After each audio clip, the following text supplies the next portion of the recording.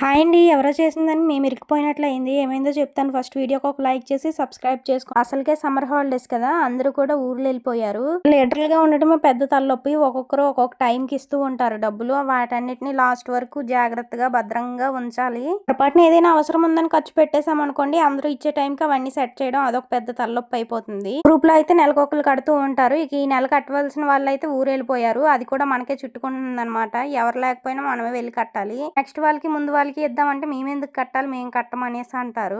ఈ రోజు అయితే డబ్బులు కడదామని బ్యాంక్ వెళ్ళాం. రిటర్న్ వచ్చేసరికి పెద్ద వర్షం. మధ్యలో ఇరుక్కుపోయాం అనమాట. ఏం చేయాలో తెలియక ఈ స్టోర్ లోకి అయితే దూరాము. ఇందులోకి వెళ్ళామంటే ఒక్క రూపాయి అయినా సరే ఖర్చు పెట్టకుండా బయటికి రాలేము అసలు. తెలియకుండానే వందలు ఎగిరిపోతాయి. అంత బాగుంటాయి ఐటమ్స్ అన్ని. అందులోని రీజనబుల్ ప్రైజ్లు అనమాట. మమ్మల్ని ఫ్యాన్సీ స్టోర్ కి వెళ్తే ఏది కావాలో అదే అడిగి తెచ్చుకుంటాం. ఇక్కడ మొత్తం అన్ని ఇలా పరిచేసి ఉంటాయి కాబట్టి నచ్చింది నచ్చలేంది అన్ని ఒక్కొక్కటి పడేస్తూ ఉంటాము.